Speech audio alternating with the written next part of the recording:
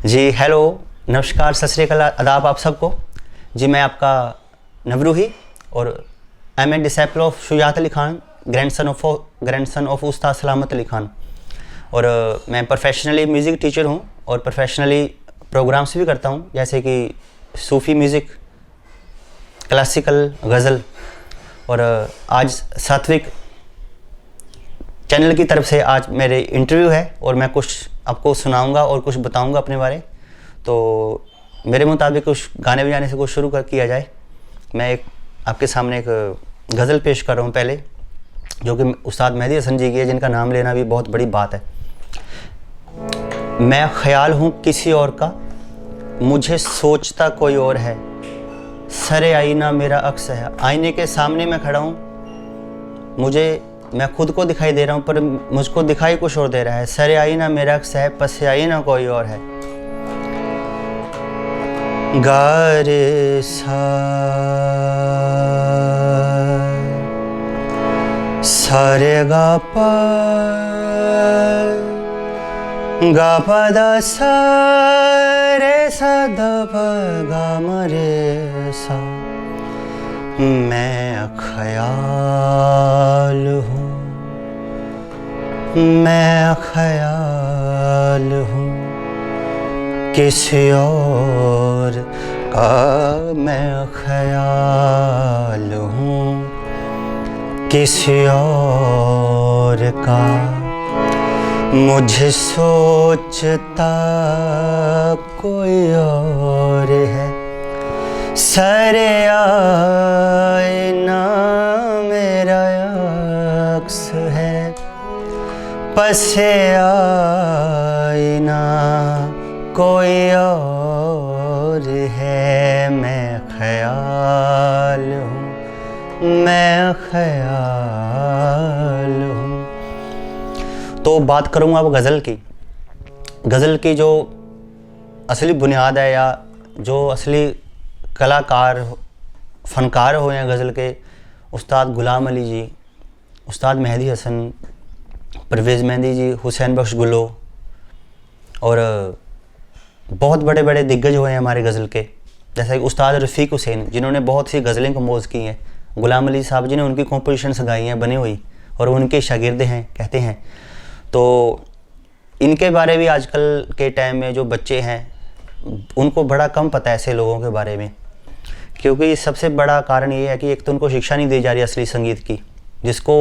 जिसने दूध ही थैलियों वाला पिया है, घर का दूध किसी ने चखा ही नहीं है, उसको क्या पता कि उसमें और इसमें फ़र्क क्या है। ऐसे ही आजकल के लोगों को पता ही नहीं है कि असली म्यूज़िक, असली संगीतकार, असली गज़ल कहाँ से आई है।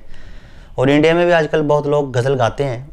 मैं ऐसे नहीं कहता वो गज़ल गलत गाते हैं, वो बहुत अच्छा गाते हैं। हम तो उनके सामने कुछ भी नहीं है शायद, है ना, पर वो गज़ल ठीक नहीं गाते। कारण ये है, मुझे ये इस चीज़ का इसलिए पता है क्योंकि मैंने ऐसे ऐसे बड़े लोगों को सुना है। इंडिया में क्या करते हैं, गज़ल में ही तान करते हैं।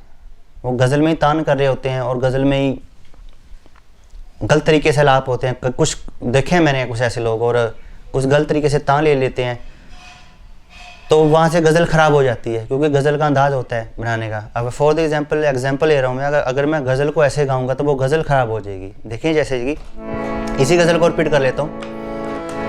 मैं ख्याल हूँ, अब हारमोनियम भी गलत बजेगा, किसी और का, मुझे सोचता, और इसमें तान आ जाएगी अगर, मुझे सोचता गामा धा नि सा रे सा रे नि सा धा नि पा मा गा म रे सा रे नि सा धा नि सा रे सा। अगर गज़ल में तान कर दी जाए वो गज़ल भी ख़राब हो जाएगी।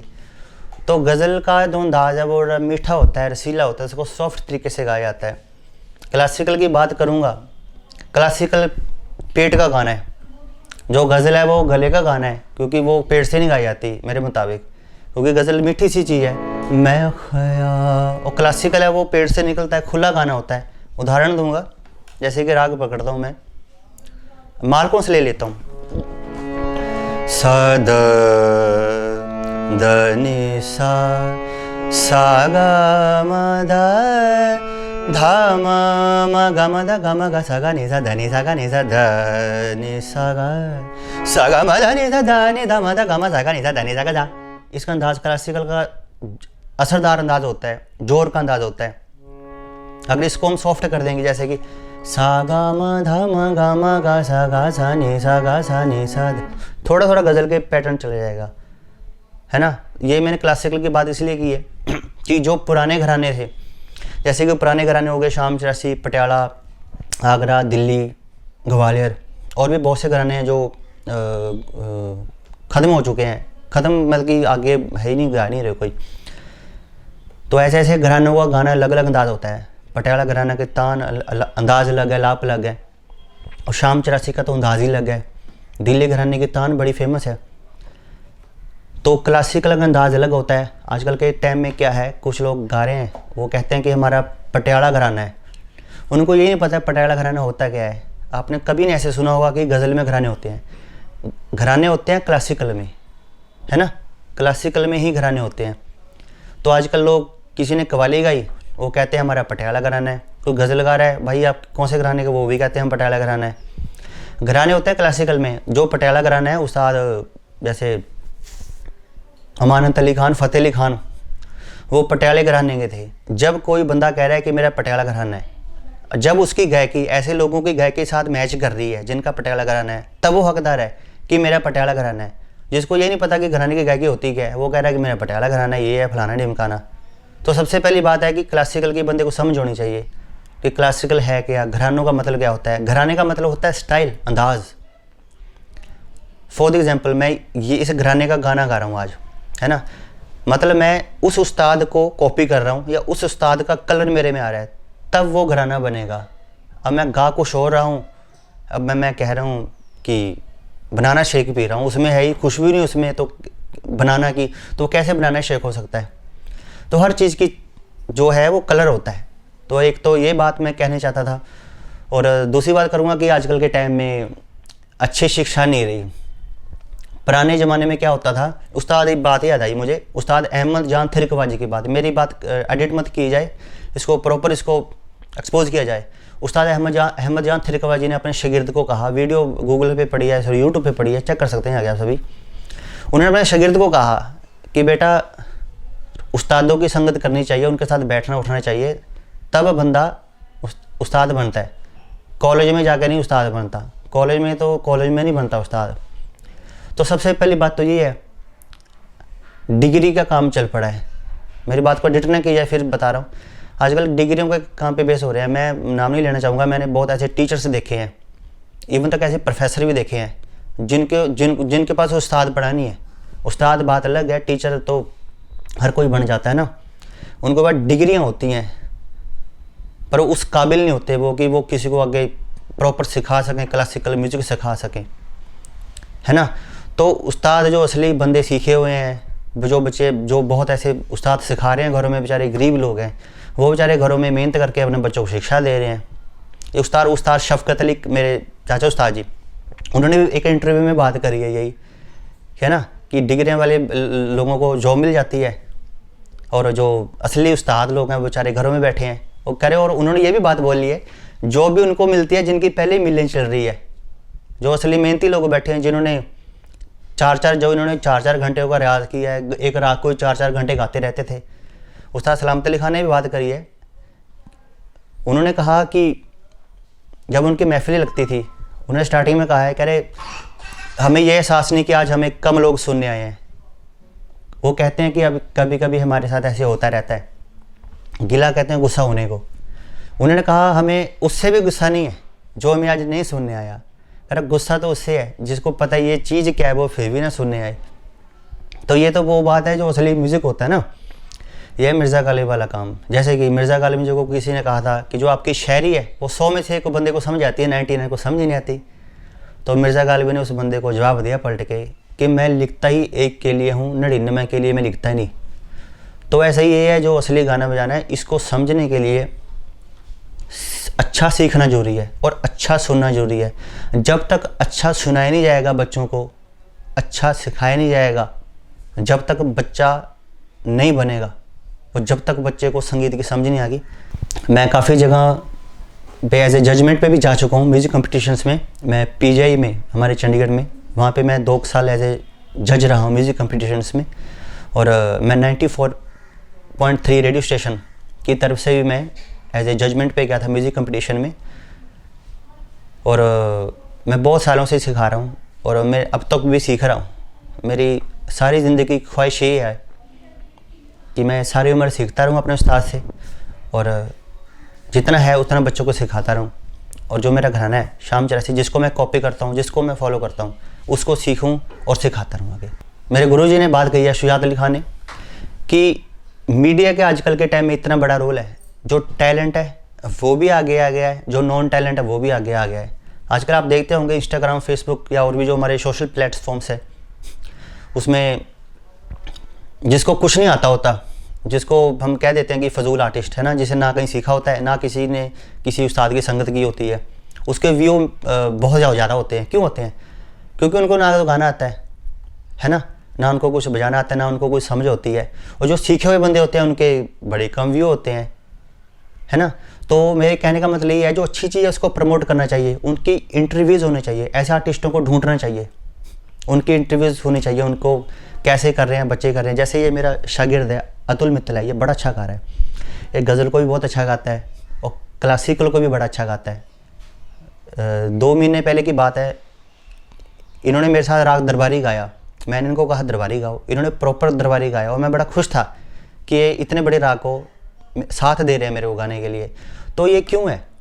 क्योंकि मैं कोशिश कर रहा हूँ कि ऐसे बच्चों को अच्छा गाना बताया जाए, अच्छा गाना सिखाया जाए, और ऐसे बच्चों को प्रमोट भी करना चाहिए, बताना भी चाहिए।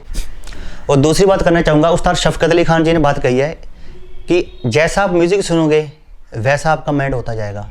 और मेरी बात को याद रखें सभी, अगर बंदे की जजमेंट लेनी होगी कि वो कैसा है, उसकी लिसनिंग देखो वो कैसा सुनता है। जैसी उसकी लिसनिंग होगी वैसे उसका मन होगा। कैसी बात करी? ठीक बात करी ना। तो जैसी लिसनिंग वैसे उसका मन होगा। उस्ताद शफकत अली खान जी ने कहा है, अगर हम हार्ड रॉक सुनेंगे तो दिल करेगा किस दीवार के साथ जाके टक्कर मारूं। अगर हम सुनेंगे क्लासिकल, गज़ल, पुराने गाने, लता मंगेशकर जी, मोहम्मद रफ़ी जी या किशोर कुमार जी, आशा भोसले जी, और भी बहुत हमारे आर्टिस्ट रहे हैं, सोनू निगम जी, इनके गाने सुनेंगे तो हमारा मन प्लेट हो जाएगा। आजकल का क्या है, जैसे गाने हो गए वैसे ही मन हो गए, वैसे ही माइंड हो गया है। पहले ज़माने में गज़ल चलती थी, गीत चलते थे, गुरदास मान जी, हंसराज जी के पंजाबी गाने, सोने सोने गाने आते थे, है ना। तो जैसे गाने थे वैसे ही हमारा समाज था। धीरे धीरे धीरे क्या हुआ, हमारा जो म्यूज़िक है वो पोल्यूट होना शुरू हो गया। जैसे आजकल के टाइम में पता ही आपको, हर कहीं पोल्यूशन फैल रहा है, एयर पोल्यूशन हो गया ना, एयर पोल्यूशन, हर चीज़ पोल्यूट हो गया। ऐसे ही हमारे म्यूज़िक भी मैक्सिमम लेवल पे पोल्यूट हो चुका है। क्यों? अच्छा उस्ताद नहीं रहे, है ना। और जैसे जैसे सॉरी टू से, जैसे वो वर्गुलर वर्ड यूज़ करते हैं गानों में, बंदूक, ये फलाना ढिमकाना, वैसे ही बच्चे गाने सुन रहे हैं। इससे क्या हुआ, जैसा सुन रहे हैं वैसे उनका मन हो रहा है, ऐसी लड़ाइयाँ हो रही हैं, ऐसे ऐसे आगे फिर हमारा समाज का काम ख़राब हो रहा है, ऐसे ऐसे बच्चे बिगड़ रहे हैं फिर। क्यों? उनको अच्छा गाना नहीं सुनाया जा रहा, उनको अच्छा गाना सिखाया नहीं जा रहा, उनकी जो लिसनिंग है वो ख़राब है। तो मेरे कहने का मतलब ये है कि एक तो जो बुरे गाने हैं उनको ना तो प्रमोट करो, ना तो ऐसे आर्टिस्टों की इंटरव्यू करो जिनको मैं फजूल बोलता हूँ, जिनको आता जाता कुछ नहीं है। 40-50 हज़ार रुपये इकट्ठा करते हैं, गाना ट्रैक रिकॉर्ड करवा लेते हैं, वो बाद में उसकी वीडियो बना के, एक मॉडल को लेके वीडियो बना लेते हैं, फिर अपने में बहुत वो शेखी मारते हैं कि हम हमारे गाने आ रखे हैं। उनको कहो कि भाई ये राग कौन सा है, हंसने लग जाते हैं। क्यों? फजूल लोग हैं, पता नहीं उनको, ना उनको म्यूज़िक का पता है, ना रागों का पता है। तो ऐसी बात है। तो जैसा लिसनिंग होगी वैसे ही हमारा समाज होगा। मेरे अच्छी फैमिली के साथ रिलेशन है, इसलिए क्योंकि मैं सिखाता हूँ और बहुत लोग मुझे मिलते हैं, मैं उनसे मिलता रहता हूँ। मैंने एक चीज़ पाई है कि जिनके बच्चे आर्टिस्ट होते हैं, जिनके बच्चे राइटिंग से जुड़े हैं, शेर व शायरी करते हैं, शेर व शायरी लिखते हैं, जिनके बच्चे म्यूज़िक से जुड़े हैं, जिनके बच्चे डांस से जुड़े हैं, जिनके बच्चे पेंटिंग से जुड़े हैं, इट मीन वो एक आर्ट की कोई भी सिल्फ माने कोई भी पार्ट से जुड़े हैं। जो बच्चे आर्ट से जुड़े हैं उनका घर का माहौल, उनके माता पिता का स्वभाव मैंने बड़ा अच्छा देखा है।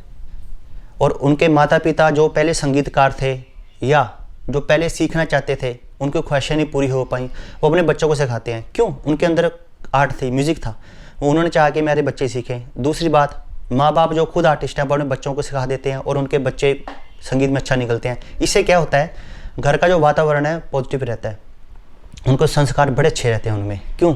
संगीत की वजह से। है ना।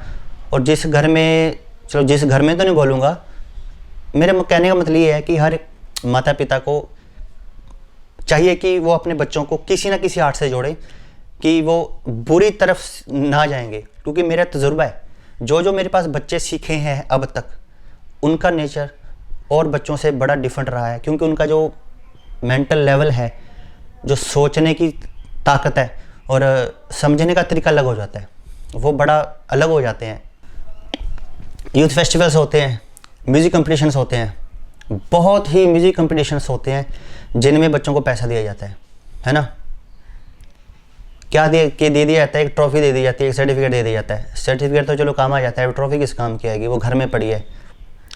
मैं अपनी बात करूँगा, मैंने कोई टाइम 6-6 घंटे 4-4 घंटे एक राग को गाया है और दिन रात मैं प्रैक्टिस करता रहता था मैं, ठीक है।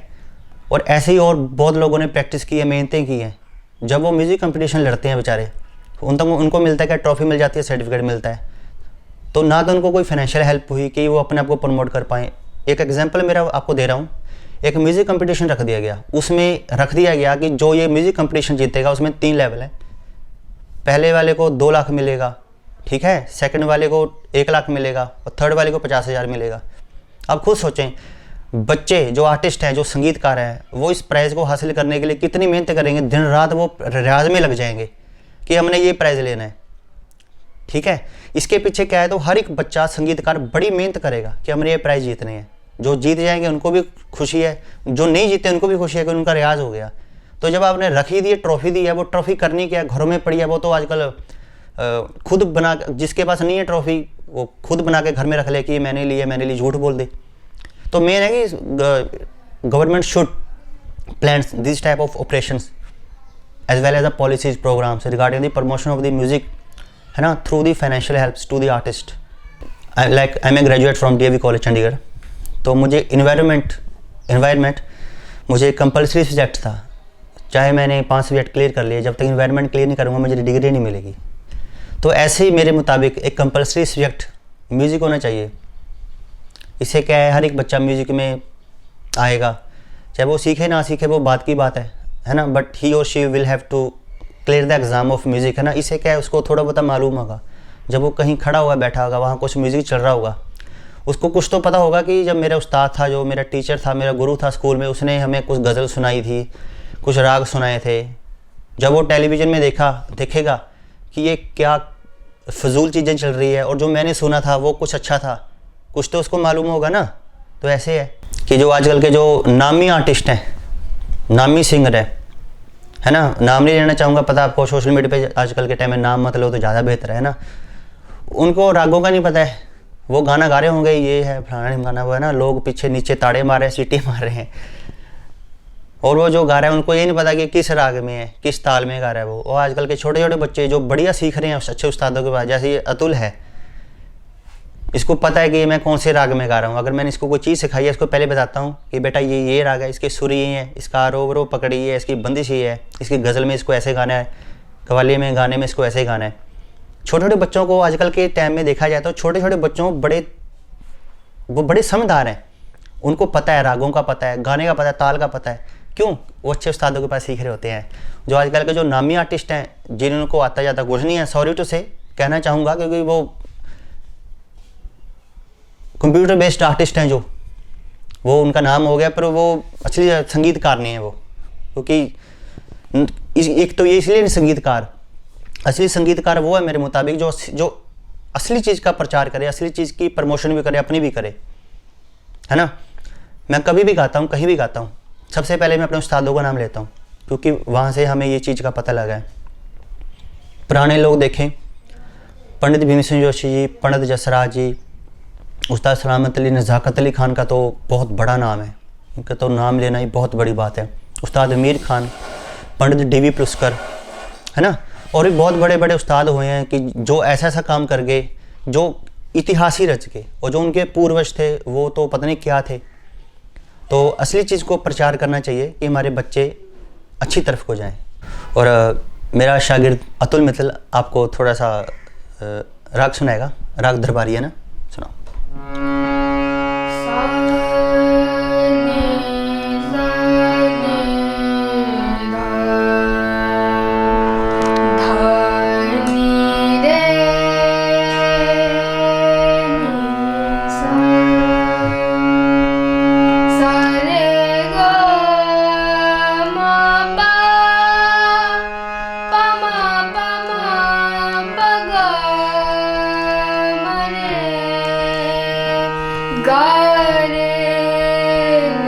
Very good. बंदिश।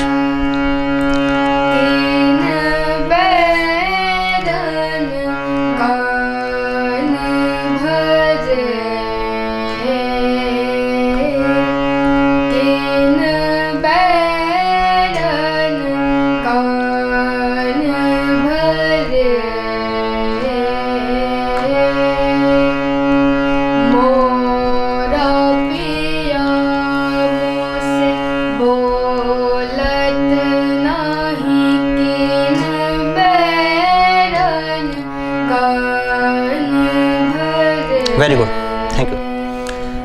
बच्चे ने बहुत अच्छा गाया और इसको अच्छी समझ आ रही है आगे आगे। अभी तो बच्चा है, सीख रहा है, और मेरी दुआ है इसके लिए कि आगे जाके बहुत बढ़िया गाए और कोशिश करे कि पुराने लोगों को फॉलो करे।